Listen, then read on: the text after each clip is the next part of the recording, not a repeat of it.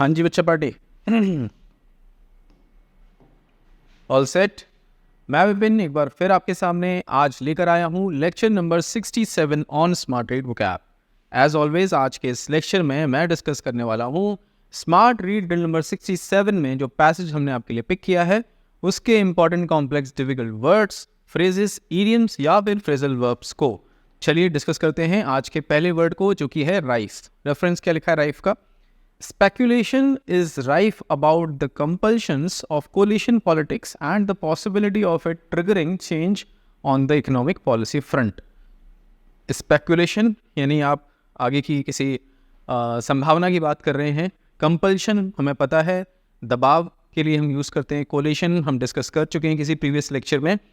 अभी हम आ जाते हैं राइफ पे। राइफ का मतलब है वेरी कॉमन और wide spread, specially something undesirable, यानी कि कोई चीज़ जो बहुत ज़्यादा कॉमन हो, आम हो, वाइड स्प्रेड हो, सब जगह फैली हुई हो, खास करके कोई ऐसी चीज़ जो कि अनडिज़ायरेबल हो, यानी कि जिसकी इच्छा न की जाए, उसको हम बोलेंगे कि वो राइफ है। एग्जाम्पल के तौर पे हमारे सामने ये जो इमेज है इसमें हम देख पा रहे हैं मलेरिया एंडेमिक कंट्रीज़, यानी कि मलेरिया कहाँ कहाँ पे फैला हुआ है।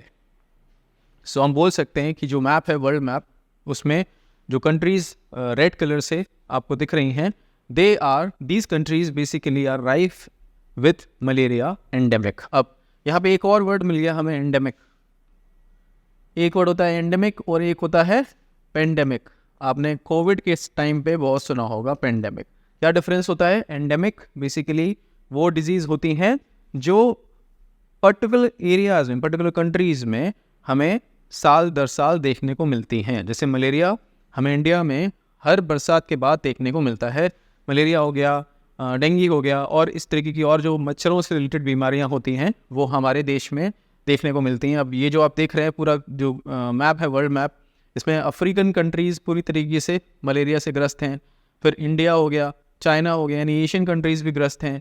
फिर इधर आप देख रहे हैं साउथ अमेरिका भी ग्रस्त है पूरी तरीके से। तो ये सारी कंट्रीज़, इवन ये इंडोनेशिया, फिलीपींस वगैरह, ये सब ग्रस्त हैं। लेकिन ऑस्ट्रेलिया बचा हुआ है, उधर रशिया बचा है, उधर नॉर्थ अमेरिका बचा है, कनाडा बचा है। जो कंट्रीज़ मलेरिया एंडेमिक से पीड़ित हैं वो यहाँ पे आपको दिख रही हैं। हम बोल सकते हैं malaria, these countries basically are rife with malaria endemic diseases. Clear है? मलेरिया केसेस से भरी हुई हैं, वाइड स्प्रेड है वहाँ पे मलेरिया। अब हमारे सामने 4 एग्जाम्पल्स पढ़ते हैं, इनको देखते हैं कौन सा सही है कौन सा गलत है। Internet is rife with miss information that spreads quickly. Internet miss information से पूरी तरीके से भरा हुआ है, हर जगह मिस इन्फॉर्मेशन फैली हुई है और जो बहुत तेज़ी से आगे बढ़ती है। अब एक चीज़ और नोटिस करने वाली है कि राइफ के बाद प्रीपोजिशन विद आएगा अगर हम बात करेंगे कि किस चीज़ से कोई चीज़ भरी हुई है या ग्रसित है। राइफ विद मिस इन्फॉर्मेशन, ठीक है। राइफ विद सेलिब्रेशन, एक और मिल गया हमें।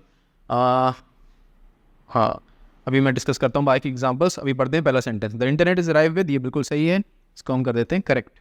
Corruption is rife in many developing countries making reforms difficult. अब यहाँ पे बहुत सारी कंट्रीज में करप्शन फैला हुआ है। इस सेंटेंस को ऐसे लीजिएगा, करप्शन इज राइफ, इतना बोल के आपको पॉज देना है। Corruption is rife in many developing countries, ये एक दूसरा फ्रेज है। तो आप यहाँ पे ये मत सोचना कि विद क्यों नहीं आया सर, क्योंकि हम यहाँ पे ये नहीं बात कर रहे हैं कि किस चीज़ से कौन सी चीज़ है जो वाइड स्प्रेड है। जैसे यहाँ पे द इंटरनेट इज राइफ किस चीज़ से? मिस इन्फॉर्मेशन से, तो वहाँ पे विद मिस इन्फॉर्मेशन। पर यहाँ पे ऐसा कोई सेंस नहीं है। यहाँ पे सीधे समझ में आ रहा है करप्शन इज राइफ, यानी करप्शन ही फैला हुआ है। कहाँ पर? In many developing countries making reforms difficult, और उससे जो रिफॉर्म्स हैं वो उनको इम्प्लीमेंट करना डिफिकल्ट हो जाता है। ये सेंटेंस भी सही है। The streets were rife with celebration after the teams victory. अब ये कोई सेंस नहीं बन रहा। राइफ विद सेलिब्रेशन ग्रामेटिकली तो करेक्ट है फॉर्मेशन, पर rife with celebration doesn't make any sense, क्योंकि हमने डिस्कस किया राइफ का मतलब पहली बात तो वाइड स्प्रेड और ऐसी चीज़ से जो अनडिज़ायरेबल हो, है ना। तो ये सेंस नहीं बन रहा है यहाँ पे, इसलिए हम इसको काट सकते हैं। No one knew exactly what he had done but speculation ran rife. किसी को नहीं पता उसने एक्चुअली क्या किया, पर जो मार्केट है या जो बाहर माहौल है उसमें स्पेक्यूलेशन, यानी कि सब संभावना लगा रहे हैं, ऐसा हुआ होगा, ऐसा किया गया होगा। रैन राइफ। अब यहाँ पे जो राइफ है ये आ रहा है एडवर्ब के तौर पे, यानी किसको मॉडिफाई कर रहा है, वर्ब को, रन की सेकंड फॉर्म को मॉडिफाई कर रहा है, तो यहाँ पे आया है एडवर्ब के तौर पे। और यहाँ पे ये जितने हमारे और सेंटेंसेस थे, ये वाला राइफ हो गया या ये वाला राइफ हो गया, इवन ये वाला राइफ हो गया, ये सब एडजेक्टिव्स हैं। क्लियर है? सो ये सेंटेंस भी सही है। स्पेकुलेशन रैन राइफ, यानी हर जगह बस अफवाहें और संभावनाएं ही फैली हुई थी, यानी ऐसा हुआ होगा वैसा हुआ होगा, स्पेकुलेट कर रहे थे सब लोग, ऐसा अनुमान लगा रहे थे कि ऐसा हुआ होगा। आई होप आपको राइफ का मीनिंग ऑन कॉन्टेक्स्ट समझ में आ गया हो। सिनोनिम्स की बात करें तो वाइड स्प्रेड फैला हुआ, एक्सटेंसिव फैला हुआ, प्रिवेलेंट अगेन सब जगह फैला हुआ, अबंडेंट प्रचुरता में, यानी सब जगह उसी की बात हो रही हो, अबंडेंट यानी अधिकता में, प्रचुरता में। एंड एंटोनिम्स की बात करें तो स्केर्स कमी हो जिसकी, लिमिटेड हो उसके लिमिट्स हो, और स्पार्स हो। अब ये दो वर्ड्स भी एक जैसे लग रहे हैं लेकिन हैं अलग अलग। स्केर्स यानी कि कमी, किसी चीज़ की कमी, पानी, water is scarce in many parts of our country, water is scarce यानी उसकी कमी है राजस्थान जैसे इलाकों में। और स्पार्स, यहाँ पे बात होती है डिस्ट्रीब्यूशन की। स्पार्स वैसा डिस्ट्रीब्यूशन होता है जहाँ पे हमें चीज़ें तितर बितर यानी छोटे छोटे टुकड़ों में दिखती हैं, यानी बटी हुई हैं। स्पार्स एग्जाम्पल के तौर पे मान लीजिए कि कोई रीजन है हमारे स्टेट में ऐसा जहाँ पे बहुत ज़्यादा बारिश होती है, और उसी के पास दूसरा रीजन है जहाँ पे बहुत कम बारिश होती है। तो जो डिस्ट्रीब्यूशन है बेसिकली रेन का, वो कैसा है, स्पार्स, बटा हुआ, है ना, तितर बितर, कोई उसमें हमें वो बेसिकली ऑड है, हमें उसमें इवननेस देखने को नहीं मिलती, तो आप उसको बोल सकते हैं वो स्पार्स है। क्लियर है? सो आई होप आपको समझ में आ गया हो पूरी तरीके से वर्ड का मीनिंग राइफ का। अभी मूव करते हैं नेक्स्ट वर्ड पे जो कि है इक्लेक्टिक। रेफरेंस क्या है इक्लेक्टिक का? Reading the previous policies on the basis of statements from PM Modi and his spokesperson yields a framework that has an eclectic set of features. Okay.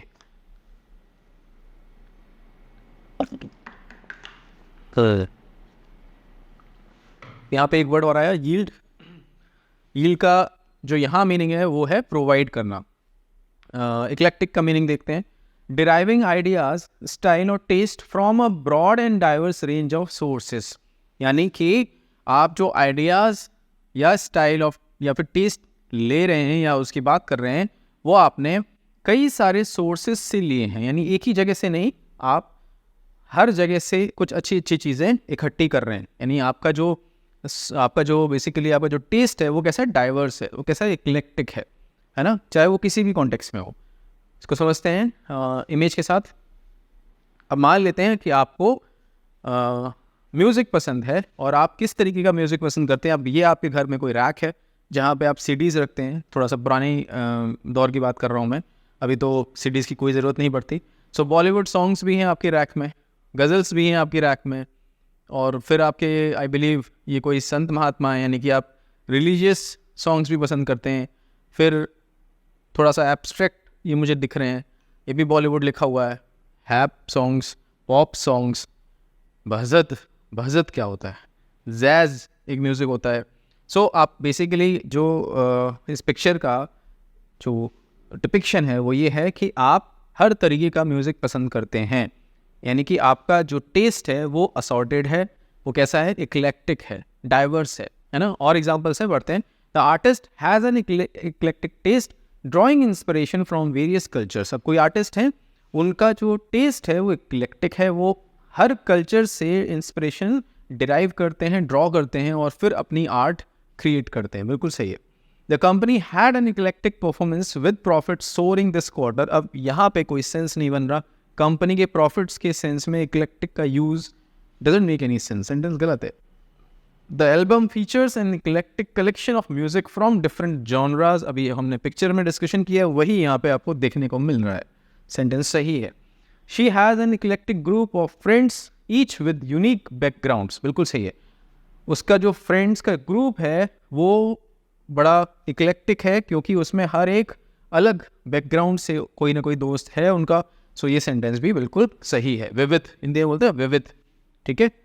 और सिनोनिम्स की बात करें तो वाइड रेंजिंग, बहुत बड़ी रेंज है, डाइवर्स, अलग अलग की बात होती है, असॉर्टेड अगेन, विविध, बहुत सारे अलग अलग सोर्सेस से लिया गया।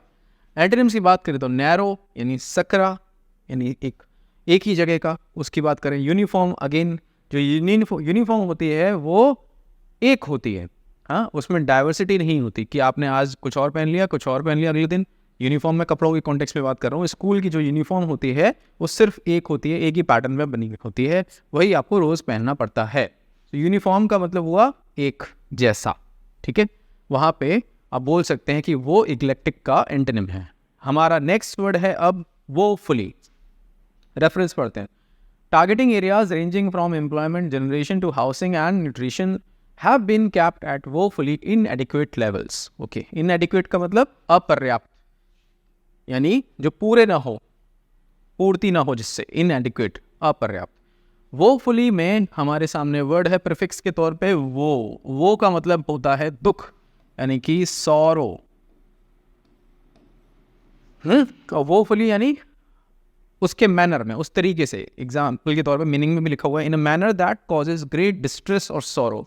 ऐसा तरीका या ऐसा मैनर जिसमें बहुत ज़्यादा डिस्ट्रेस, कष्ट हो, सॉरो हो, दुख हो, उसको हम बोलेंगे वोफुली। एडवर्ब के तौर पे यूज़ होगा। अब ये जो पर्सन है जो रो रहे हैं, इतनी बुरी तरीके से रो रहे हैं कि हम बोल सकते हैं ही इज क्राइंग वोफुली, यानी बहुत ज़्यादा पीड़ा है, बहुत ज़्यादा दुख है अंदर, है ना। एक तो होता है नॉर्मली रोना, आपने थोड़ा बहुत रोए, आप आंखें आपकी नम हो गई, और यहाँ इनके ऐसे आंसू टपक रहे हैं, इतने गहरे ग्रीज वाले आंसू, है ना। ऐसा लग रहा है पेट्रोलियम जेल ही टपक रही है। तो बेसिकली यहाँ पे कॉन्टेक्स्ट है दुख का, पर मुझे हंसी आ गई क्योंकि जो मैं देख पा रहा हूँ इमेज में, इनके आंसू बड़े गाढ़े गाढ़े हैं। So woefully, is crying woefully. Clear है। और एग्जाम्पल्स हैं हमारे सामने, पढ़ते हैं। The infrastructure in the town is woefully outdated leading to frequent power outages. अब यहाँ पे जो वोफुली का कॉन्टेक्स्ट है वो उस शहर के, उस टाउन के इंफ्रास्ट्रक्चर की जो बुरी स्थिति है उसकी बात कर रहा है। The infrastructure in the town is woefully outdated, यानी इतनी बुरी हालत है, इतना बुरा हो चुका है, इतना पुराना है कि हर समय हमें पावर आउटेजेस देखने को मिलती है, हर समय लाइट चली जाती है, कभी कोई तार गिर जाता है, कभी कोई खंभा गिर जाता है ना। सो ये सेंटेंस बिल्कुल सही है। The students were woefully unprepared for the final exam causing many to fail. अब स्टूडेंट्स किसी पर्टिकुलर स्कूल के हों, वो फुली अनप्रिपेयर्ड थे, यानी कि बुरी तरीके से अनप्रिपेयर्ड, यानी कुछ पढ़ा ही नहीं, किसी ने स्कूल में पढ़ाई ही नहीं हुई। For the final exam causing many to fail, और बहुत सारे बच्चे इस कारण से फेल हो गए। बिल्कुल सही है sentence. The company's financial situation is woefully inadequate for expansion. अब कंपनी की फाइनेंशियल सिचुएशन बुरी तरीके से खराब है, अपर्याप्त है पैसा कि वो एक्सपेंशन की बात भी सोच सकें, तो ये सेंटेंस भी बिल्कुल सही है। The chef was woefully excited, अब यहाँ गड़बड़ हो गई, to try the new recipe. Excited भी हैं और वोफुली भी, ये दो अलग अलग कॉन्टेक्स्ट, यहाँ पे दो अलग अलग वर्ड्स, है ना, अलग अलग कोनोटेशन लिए हुए, सेंटेंस गलत है। सो वो करते हैं अब हम सिनोनिम्स वाले पार्ट पे। पिटीफुली, डिज्मली, डिज्मल बहुत गंदी परफॉर्मेंस, बहुत दयनीय परफॉर्मेंस, डिज्मल परफॉर्मेंस के कॉन्टेक्स्ट में बहुत यूज़ होता है। तो डिज्मली बहुत गंदी तरीके से, है ना, बहुत बुरी तरीके से। रिग्रेटेबली, रिग्रेट कब होता है, जब आप पछताते हैं। मिजरेबली, जब कंडीशन बहुत ख़राब हो, मिजरेबली। सो ये सारे सिनोनिम्स के तौर पे कंसिडर किए जाएंगे। एंटोनिम्स की बात करें तो हैप्पीली, खुशी खुशी, सेटिस्फैक्टरीली, यानी पूरी आपके अंदर, पूरा आपके अंदर सेटिस्फैक्शन है, तो एक एंटोनिम के तौर पे ये कंसिडर किए जा सकते हैं वोफुली के। हाँ जी, next word is presumption. Reference पढ़ते हैं प्रिजम्पशन का। The presumption seems to have been that with an aggressively communal and divisive political agenda helping gather majority voter support, meaning an idea that is taken to be true on the basis of probability, यानी कि कोई चीज़, कोई belief जो कि आपने अपने दिमाग में बिठाया हुआ है on the basis of probability, यानी कि कुछ डेटा है जिसके बेसिस पे आप कह रहे हैं कि ऐसा मैं मानता हूँ या ऐसा होने वाला है आगे आने वाले टाइम में, उसको हम बोलेंगे प्रिजम्पशन। ठीक है। एग्जाम्पल्स के तौर पे इकोनॉमिक पॉलिसीज़ की बात कर रहे हैं यहाँ पे। During the demonetization policy of 2016 there was a presumption by the government that the move would significantly reduce black money and counterfeit currency in circulation, यानी कि जो डीमोनेटाइजेशन अनाउंस हुआ 2016 में मोदी जी द्वारा, उस समय गवर्नमेंट के दिमाग में ये प्रिजम्पशन था कि ये मूव हेल्प करेगा ब्लैक मनी और काउंटरफीट करेंसी यानी नकली नोट जो मार्केट में फैले हुए हैं उन पे लगाम लगाने में। सो प्रिजम्पशन क्या था कि उनका ये स्टेप या जो ये पॉलिसी वो लेके आ रहे हैं वो हेल्प करेगा। Public health. During the early stages of the COVID-19 pandemic, there was a presumption that the virus would not spread rapidly in India due to its warmer climate. यानी कि कोविड-19 के टाइम पे अर्ली स्टेज में जो कोविड-19 था उसमें लोगों के दिमाग में ये नोशन था, ये प्रिजम्पशन था कि हमारे देश में कोविड-19 इतना तेज़ी से स्प्रेड नहीं होगा क्योंकि हमारे देश की जो क्लाइमेट है वो वार्मर है, गर्म है बाकी देशों के कंपैरिजन में, तो वो वायरस ख़त्म हो जाएगा, है ना। सो ये अगेन एक प्रिजम्पशन था जो कि कहीं ना कहीं कुछ किसी पास्ट डेटा पे बेस्ड था, प्रोबेबिलिटी पे बेस्ड था। और एग्जाम्पल्स हैं, the court operated under the presumption that the defendant was innocent until proven guilty. Court ने जो ऑपरेट किया किस तरीके से, इस प्रिजम्पशन के बेसिस पे ऑपरेट किया कि जो डिफेंडेंट है वो इनोसेंट है जब तक कि उसको गिल्टी प्रूव नहीं कर दिया जाता। ये भी बिल्कुल सही है sentence. The scientist presumption about the experiments outcome was proven correct. अब साइंटिस्ट का कोई प्रिजम्पशन था रिगार्डिंग द एक्सपेरिमेंट, वो बाद में सही साबित हुआ। The presumption in her voice made everyone follow her orders without any question doesn't make any sense. Presumption in her voice doesn't make any sense.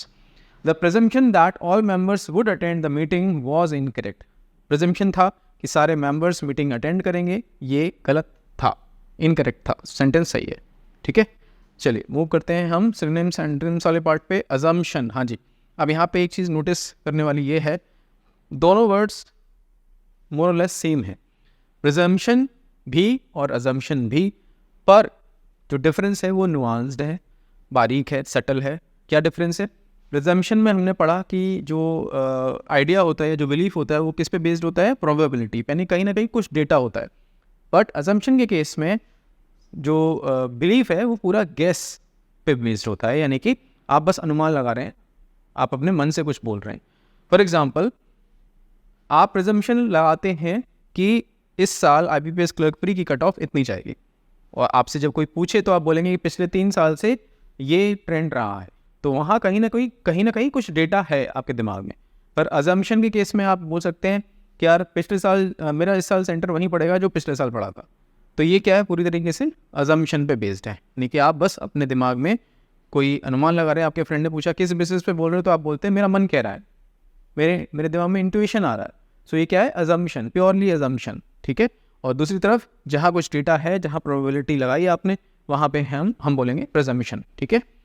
Supposition, suppose कर रहे हैं हम। कंजेक्चर, अगेन कोई थॉट है जो कि आपके दिमाग से आया, आप बोलेंगे उसको कि कंजेक्चर। जहाँ पूरी तरीके से डेटा पे बेस्ड ना हो कोई चीज़, उसको हम बोलते हैं कंजेक्चर। अब बात करें एंटोनिम्स पे, तो सर्टेनिटी, निश्चितता, फैक्ट, अगेन निश्चित कोई चीज़, प्रूवन, उसको हम बोलेंगे फैक्ट। सो ये एंटोनिम्स के तौर पे कंसिडर किए जाएंगे। Next word is nexus. Reference क्या लिखा है नेक्सस का? It is to be expected that this mutually beneficial nexus between state actors and private capital will influence the character of industrial policy. Okay, meaning a connection or series of connections linking two or more things, यानी कि एक या फिर बहुत सारे series of connections एक से दूसरे को जोड़ें, उसको हम बोलते हैं nexus। एग्जाम्पल के तौर पे आप समझें पहले तो फिजिकल कॉन्टेक्स्ट में। अब ये जो चेन्स हैं अलग अलग, ये बेसिकली जो देख रहे हैं आप रिंग, ये नेक्सस है, यानी ये जोड़ रही है सबको, उसको हम बोलेंगे नेक्सस, ठीक है। हिंदी में नेगेटिव कोनोटेशन में इसका मतलब होता है साठगांठ, यानी नेक्सस है क्रिमिनल्स का, साठगांठ सिंडिकेट है, आपस में मिले हुए, जुड़े हुए हैं और कुछ प्लान कर रहे हैं या करते आए हैं, सो हम बोलते हैं वहाँ पे नेक्सस। पॉजिटिव कॉन्टेक्स्ट में नेक्सस का मतलब हो गया अगेन लिंक्स, कनेक्शंस, और उसका एग्जांपल भी देखते हैं अभी हम अपने सामने। The nexus between crime and poverty is often discussed bye sociologist, यानी क्राइम और पॉवर्टी यानी गरीबी और गुनाह या जुर्म, उसका जो नेक्सस है वो हमें अक्सर सोशियोलॉजिस्ट द्वारा डिस्कस करते हुए हम पाते हैं उनको, कि वो डिस्कस करते हैं इसको अपने राइटिंग्स में, अपने आर्टिकल्स में या अपने डिस्कशन में। चलिए, सेंटेंस बिल्कुल सही है। The new policy created a strong nexus among the different departments. अब नई पॉलिसी जो है उसने एक स्ट्रॉन्ग नेक्सस बना दिया अलग अलग डिपार्टमेंट्स में। अब ये जोड़ बना दिया, यानी कड़ियाँ बना दी, तो यहाँ पे पॉजिटिव कोनोटेशन में यूज़ हो रहा है, ये बिल्कुल सही है sentence. The research paper successfully created an access between different ideas to make a ground breaking conclusion. Research paper ने अलग अलग आइडियाज़ को जोड़ दिया, लाके नेक्सस बना दिया उसका, और एक ग्राउंड ब्रेकिंग कंक्लूजन आगे हमें मिला। सेंटेंस बिल्कुल सही है। The nexus between technology and education is becoming increasingly important in modern schools. आज की डेट में टेक्नोलॉजी और एजुकेशन के बीच का जो जोड़ है, जो नेक्सस है, वो तेज़ी से इम्पॉर्टेंट होता जा रहा है, इंक्रीजिंगली इम्पॉर्टेंट होता जा रहा है इन मॉडर्न स्कूल्स। बिल्कुल सही बात है। हमें आजकल स्कूल्स में टेक्नोलॉजी देखने को मिल रही है और उनके बीच में नेक्सस देखने को मिल रहा है। ऐप्स आ चुके हैं स्कूलों के और डिजिटल क्लासेस आ चुकी हैं। आप अपने मोबाइल ऐप से, यानी स्कूल के जो ऐप्स होते हैं उससे क्लासरूम्स को देख सकते हैं, अपने बच्चे को एक्टिविटी करते हुए देख सकते हैं। बहुत सारी चीज़ें आ चुकी हैं। सो ये सेंटेंस भी सही है। नेक्सस आई होप आपको समझ में आ गया हो। कनेक्शन, लिंक, जुड़ाव, यूनियन, ये सारे सिनोनिम्स हैं। एंटोनिम्स की बात करें तो सेपरेशन, अलग होना, डिस्कनेक्शन, टूट जाना बीच में से, डिसजंक्शन, अगेन टूट जाना। सो ये एंटोनिम्स के तौर पे कंसीडर किए जाएंगे। दैट्स इट बच्चा पार्टी। अब क्या करना है, हमेशा की तरह होमवर्क के तौर पे आपको बनाने हैं आपकी अपनी लैंग्वेज में सेंटेंसेस, हर एक वर्ड पे जो भी हमने अभी डिस्कस किए उनके सही कॉन्टेक्स्ट में। ठीक है, मेक श्योर आप उस कॉन्टेक्स्ट को समझे। कहीं पे भी डाउट हो तो आप कमेंट करके पूछ सकते हैं कि सर इस वर्ड का कॉन्टेक्स्ट पर्टिकुलरली मुझे समझ में नहीं आया, मुझे क्लैरिफाई कर दीजिए, आई विल क्लैरिफाई इट। ठीक है, और जो सेंटेंसेस आप बनाए एक सिंगल कमेंट के तौर पे उस पूरे ग्रुप ऑफ सेंटेंसेस को ड्रॉप कर देना है इस वीडियो लेक्चर के कमेंट सेक्शन में। क्योंकि अगर आप ऐसा करेंगे, मैं हर एक कमेंट का पर्सनली जवाब देता हूँ, पहले पढ़ता हूँ, समझता हूँ, सारे सेंटेंसेस को देखता हूँ, उनके फ्रेम को देखता हूँ। अगर आप वो बिल्कुल सही यूज़ कर रहे हैं तो मैं उसमें कोई एडिट नहीं करता, और अगर आप कहीं पे भी कुछ गड़बड़ कर रहे होते हैं तो मैं उसको बेटर वे में लिख के आपको समझाने की कोशिश करता हूँ कि आप इसको ऐसे बेटर कर सकते थे। ठीक है, दूसरा काम, मैं अवेलेबल हूँ टेलीग्राम पे, this is my user name. Smart read course purchase जिन भी बच्चों ने कर लिया है पर अभी तक हमारे प्राइवेट टेलीग्राम ग्रुप से नहीं जुड़े हैं, अपना पेमेंट का स्क्रीनशॉट मेरे साथ शेयर करें and I will share the private group Telegram link with you. Group join करें because actual discussion and mentorship वहीं पर हो रही है। तीसरा काम, पूरा लेक्चर आपने देखा, अब आपको जाना है आपके स्मार्ट रीड कोर्स के डैशबोर्ड पे और अटेम्प्ट करनी है smart read drill number 67। Attempt करने के बाद रिजल्ट स्क्रीन से आपको पिक करनी है आपकी आरसी स्पीड और आपकी आरसी लेवल, ये दोनों क्या रहे इस एक्सरसाइज में, और दोनों के स्क्रीनशॉट्स लेके ड्रॉप कर देने हमारे प्राइवेट टेलीग्राम ग्रुप में, so that I can check, I can assess, I can gauge your performance and then I will be able to help you accordingly. मैं विपिन आपसे मिलता हूँ एक नए लेक्चर में कुछ नए वर्ड्स के साथ। Take care.